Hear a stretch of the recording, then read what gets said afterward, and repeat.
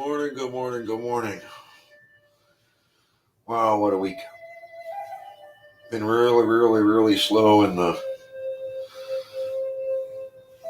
agricultural world, as we'll put it, or at least we'll say that today. Hope you're well. Wow, how things have changed.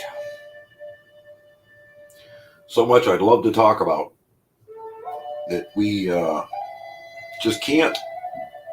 We just can't. I'm very seriously considering going to Patreon so that we can have these discussions. But you look at how sick everybody is.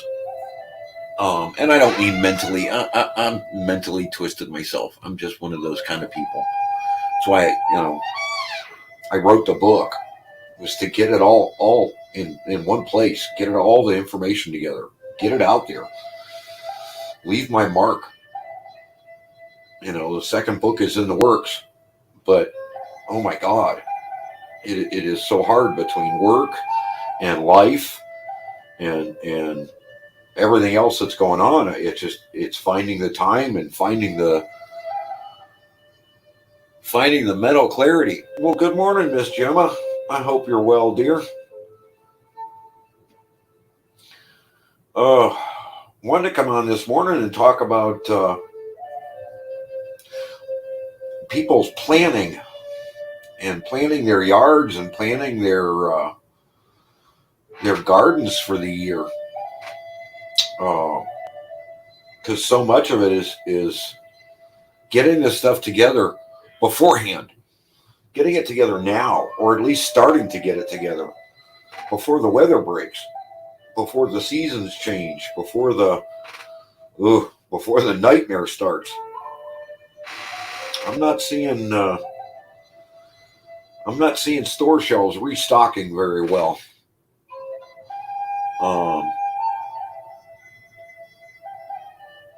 I had a odd week with everything frozen to the ground. Even some plow blades we were trying to put on trucks were frozen to the ground, had to be broken free. And a few times I had to stop by the grocery store for the animals. And I did some other things too. I stopped by the feed store and we compared some notes and compared some numbers, and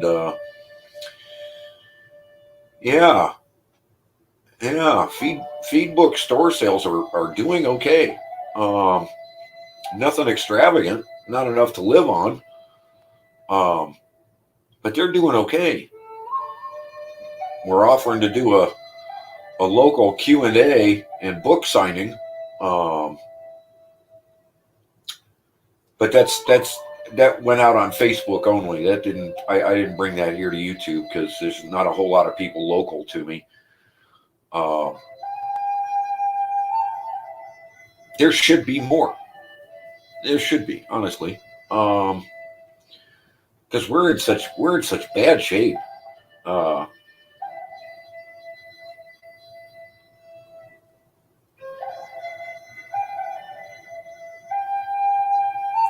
I'm kind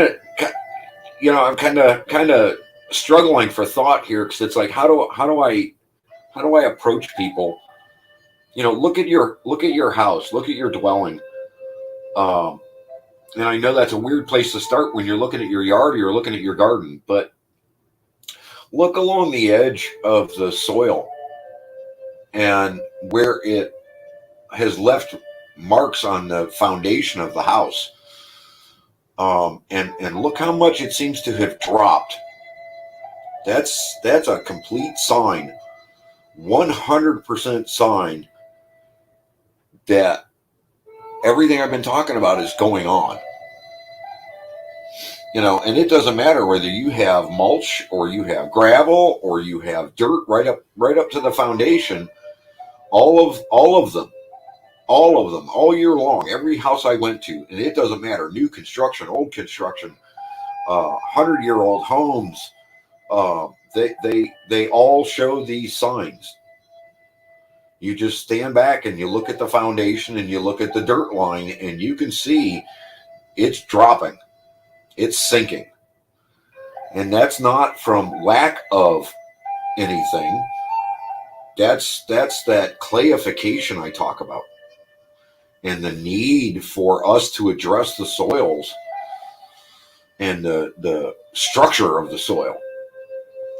I know that's such a weird way to put it, but when you ask yourself, or you look at the circumstances, well, Gemma, see, and this is what gets me, and I'm not. I just want to direct this directly at you for a moment. A lot of people tell me that, and yet they have a window ledge, or they have a countertop that could contain a very small amount of growing medium. And I say growing medium because what I'm finding and what I'm seeing a lot of is a lot of different types of plants will grow in different types of materials. Corn husks,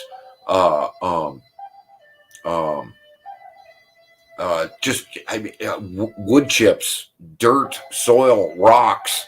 If they can get a foothold, and their root-based system can get started in that medium, they have a tendency to start going, and the benefits outweigh the drawbacks to doing something like that. Benefits being the oxygen production in the house. They pull back on the dust. Believe it or not, a house filled with plants has far less dust. The plants filter it. Regardless of whether you're just growing like little tea leaves, or wheatgrass, or lemongrass, or herbs of different sorts, what have you, all of them help clean the air and help adjust circumstances in the house. It's really, really neat. It's like having a living air filter right there, sitting on your counter or sitting on your window ledge. That would be awesome. Look into just so you have a couple of different things, because some of them produce a smell, and that may be an issue. Okay, for some people they are. For others, it doesn't make any difference.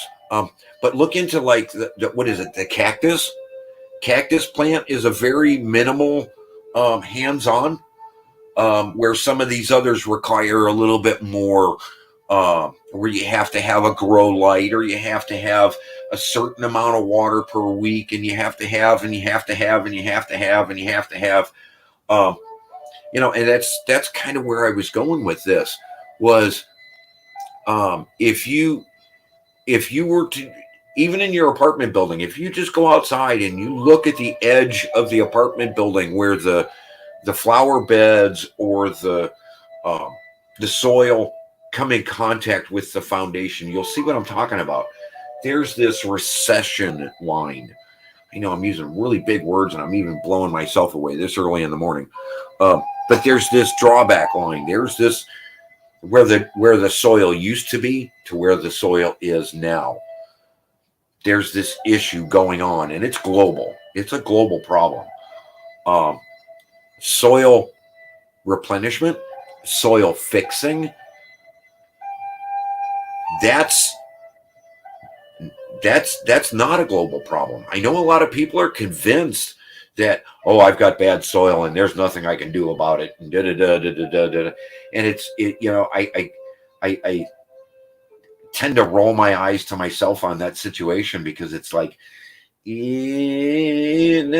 soil can be fixed anywhere on the planet, and it doesn't take a whole lot.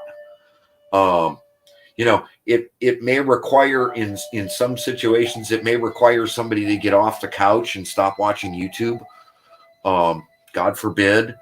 Or they may, they may come home from work and be a little tired, and dinner may be a little late, or the local YouTube drivers, or Uber driver isn't necessarily going to come help turn over some soil and turn some stuff in. I know that's kind of a drawback, but coming up with $1,000 or a couple of $1,000 to pay me to come do it and fix the soil in a day, that's not in some people's books. That's not to say that there aren't a couple of people here, new subscribers, that have not had me to their house, have not had me directly consult with them about their garden or about their yard and their soils and their soil conditions. I have done that, and I'm completely open to that idea. But time's money, their time, my money, or vice versa, their money, my time, whatever the case may be. People need help. I understand that. That's why I wrote the book, so I can be there with my knowledge, which is what people want me there to begin with. They want me there for my knowledge. They don't necessarily want me there for my quirkiness. That's a fun way to put it. My quirkiness. Somebody asked me this past week, they're thinking about putting in a garden, and they've got local issues, with the local cats, dogs, what have you. And we talk about a lot of the different things that can be done.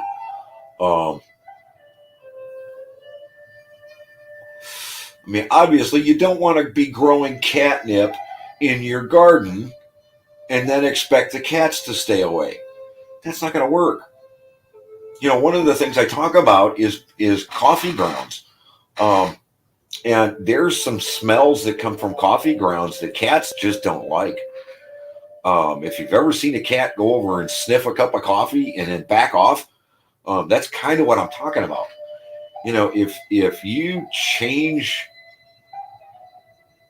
the soils by growing certain things, you can actually create almost like a mothball smell. And yeah, you can use mothballs, but you can change the soil consistency, the soil makeup, the soil smells. But that may also have some other drawbacks. See, and that's kind of where I worry about. Well, you just throw some mothballs down, or you put a plate of beer down, or you do this or you do that. That has an adverse effect in another way. Everything that we do in the soils, from the point of even walking on, can have a drawback effect. You have to kind of approach it as a living, breathing organism. And would you like to be walked on? Would you like to have stuff trampled in? Would you like to be, you kind of have to look at the soil the same way. And when we're talking about what's been going on with the soils around the house, no, the kids aren't running along that edge of the house, every edge of the house, all the way around, all four sides, and trampling it down to the point that it's actually starting to condense or crush down, or no, you're actually losing your topsoil layer. And it's not because it's getting up and walking away or anything along those lines. It's a year after year soil compaction thing that's going on, that as the water gets in and there's no roots, it begins to compress under gravity. And I'm not saying we need something anti-gravity to push the soils back out in any way, shape, or form.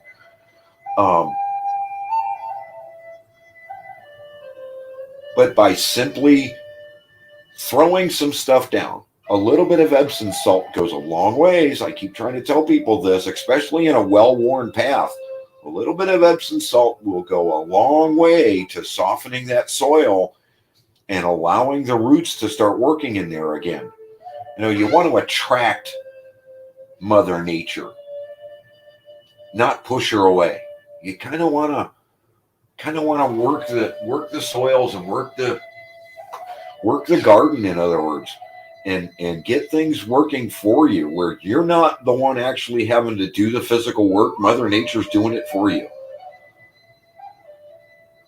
If people realize that just by using a little bit of corn gluten, one of these, deterring factors, oh my God, no corn gluten, I can't have it in my diet. Oh, no, no, no, no. Oh, yeah, but it's great and works wonders in Mother Nature's diet. When you add just a little bit of corn gluten, well, things happen. Things happen. A lot of seeds die when they come in contact with corn gluten.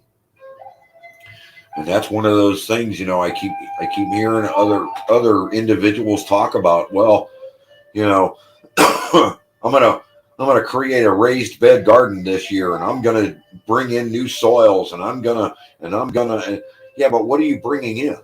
What kind of microorganisms are you bringing in? What kind of worm castings are you bringing in? Do you know whether that's seed free or not? Do you know whether it's weed free or not? You're far better off to work with what you already have. And people sit back and go, yeah, but my yard, and I got roots, and I got this, and these things are in the way, and there's nothing left, and it's there. It's there. It didn't get up and walk away. I haven't seen a mass migration of soil ever happen in the United States other than the Dust Bowl. And that was our own fault back in the 50s. We caused that.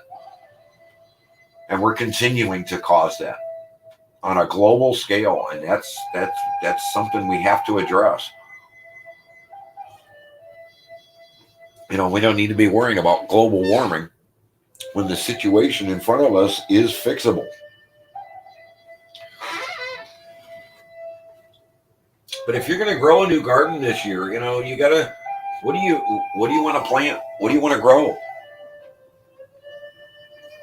You can take some citrus peels and put them along the edge of your garden, right against the border, and drive a whole lot of pests away, including cats and some dogs in some cases, what have you. These things are just simple additives you can just lay down. It doesn't require digging. It doesn't require a lot of work. It doesn't require, and that's something that, corn gluten helps with. When you knock out all these weed seeds, you don't have to weed, but you got to keep the soil covered. You got to keep something down. You got to keep something over that soil. And yeah, you could probably, I'm not advocating this in any way, shape, or form, but you could probably continually put down corn gluten all year long in the powdered form or the crystalled form right on your soil to keep it from being bare. And you would probably get incredible results. I know the nitrogen levels would go through the roof and stay high all summer long. I don't know what the adverse effects would be of that high of a concentration of corn gluten over a 4-month or a 5-month period, but I know the nitrogen levels will go through the roof, and you're going to have one incredibly green garden of all the plants that you allow to grow.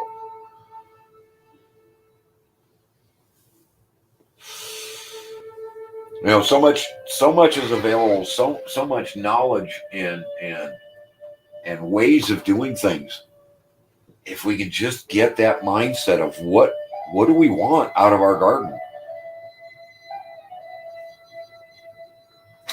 What do we want out of our yard? If you can get off that couch or get off that recliner, and I know a lot of Americans are tired.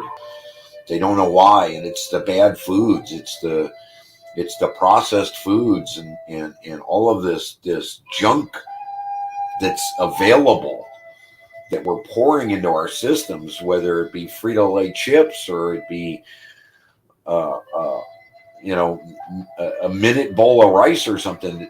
There's we've gotta fix our diets more so than we've got to fix obesity, more so than we've got to fix disease, more so we've got to get these things back in our diets on a daily basis to start getting our energy levels back up, getting our concentration levels back up, getting our world back.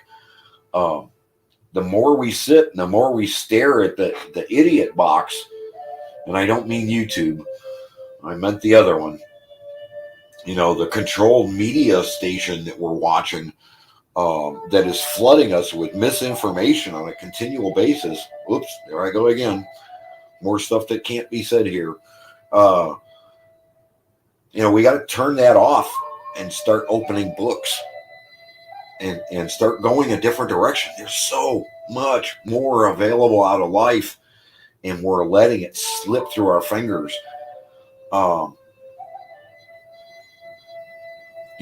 If you could just on a daily basis just add a little bit of this or a little bit of that in your diet, things would change. Yeah, it takes time. Mother Nature takes time. But when you think about the process of the human body, 90 days to change out dead cells. Well, we can do something for 90 days, right? I mean, we put socks on 90 days a year. We can't put something else into our system 90 days a year just to see if our body responds to that kind of stuff. We're in trouble. We're in dire trouble. We've got a new generation that doesn't want to work. And with our healthcare system, we need these workers. We need these people ready to work in the hospitals, ready to work in the care centers, ready to put down their cell phones and help somebody in need with this, that, or the other. And this next generation, the next couple of generations, they're being trained in politics versus public awareness. The idea that the world isn't based around the individual, but based around the collective or based around the neighborhood. They say it takes a neighborhood to raise a child. Well, not anymore. It's really weird. Things are changing. It's kind of why I'm sort of stuck. What do I do here? Do I go to Patreon and start speaking the truth and really putting the information out there? I don't know. I ask for feedback here in YouTube land, and I'm lucky if I get a wave or a thumbs up, which kind of tells me that you guys want more information, but the powers that be are in charge and keep me from talking. It's interesting set of circumstances, to say the least. With everything that my knowledge can help you produce and help you change your world, we're kind of stuck with what we've got. It's a big change. We all have our monthly needs, whether it be your bills, your consumption, your entertainment value, even. We all survive on a month-to-month basis, week-to-week basis, day-to-day basis. How do you survive all of that? How do you get motivated to get off the couch and to get off the recliner and go do something? You know, some of the people I talk to are you know, like I said, they want to do raised bed gardening because they don't want to bend over. Well, you know, when you don't use those organisms in your system, your spine, and bend over and get down there with the earth, and you're not aware of what's going on in your soils, you're not aware of what's missing, because you're not down there in contact with it. You say that, well, I'm going to be bringing the soil up to me. Are you? Really think about that. Are you? Or are you just bringing a small cup or bucket's worth of soil up to you? You're not in contact with the earth that way. You're still putting a barrier between you and the soil. I'm not sold that raised bed gardening is the right way to go. Yes, there's 2, 3, 4 feet of soil that has become clay available to you. And you can get that to rise back up. You can. And it takes a little bit of time. It takes a little bit of input on your part, which means you got to get off the couch, or you got to get off the recliner. You got to turn off the TV and you got to go outside. I'm sorry, but you can't expect change from nothing. You have to find that motivation on that day that you don't want to get off the chair and go do something. We've been so conditioned to watch the football game, watch the baseball game, watch the basketball players, watch someone else do something, versus getting off the couch ourselves and going out and doing it ourselves. You know, the only person that can make you a paycheck is you. The only person that can go out there and earn more money is you. No one's going to pay you to sit at home, to hide in your house, and be healthy. Now, you want to follow the system and do what they're asking, you know, yeah, you're going to get sicker. You're going to be consuming more bad foods and getting sicker. And this has a lifelong effect, not just a day-long effect. This is lifelong. The stuff that you put in your system today is going to have an adverse effect on you in the next 90 days. Start thinking about what you want in your garden and what you want out of your world 90 days from now, and start planning that. You know, one of the first things I tell anybody that is going to be putting in a new garden, you know, grow some sunflowers. And I'm not talking about so that you can get sunflower seeds. I'm talking about so that the sunflowers can go out there and detoxify the soil. One of the things we need to be doing is detoxifying our homes, detoxifying our diets, and expecting better results. We have to get rid of the garbage. If you could grow a field of sunflowers in your yard, next year's yard is going to be toxin free and ready to receive anything. We don't want to wait that long. We want that instantaneous garden of 10-foot tall tomato plants yesterday. We don't want to wait long enough for Mother Nature's plants to grow.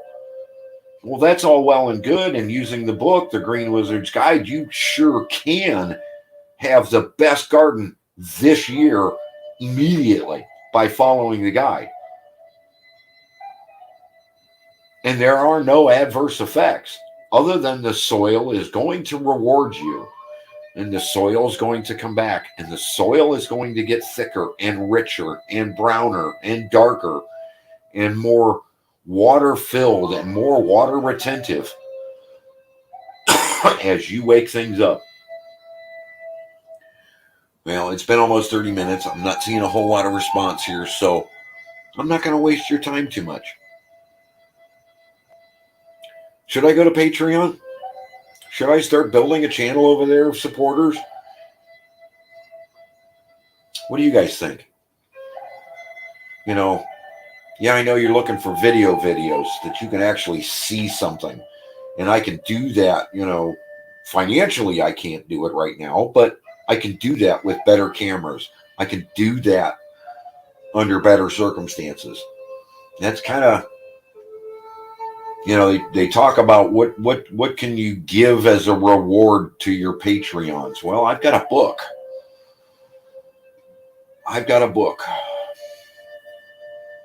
Anybody can get their hands on the book and gain all that information now and not need me on YouTube and not need me on Patreon to give them that information. But to get that two-way conversation going, someone's got to start sending messages so that I can answer. Because at this point, it's all kind of one-sided. It's all kind of me talking at a screen, expecting a response that I'm never going to get. And I got to kind of wonder if that's the way I need to be doing this, or if I need to head a different direction. And I guess I'm the only one that's going to have that answer. Alrighty, I appreciate you spending 30 minutes with me. I hope you have a great week. If anybody else hits me up with some interesting questions this week, I'll probably be back next weekend. Unless something else were to change, we'll see what happens. Hey, support me, everybody. Get my book. If you think what's going on here is going to go the right direction for you and you want to stick around and you want to catch more information, you know where to reach me. Fund my research, fund my world. It is what it is. But hey, I appreciate you stopping in. Y'all have a great day.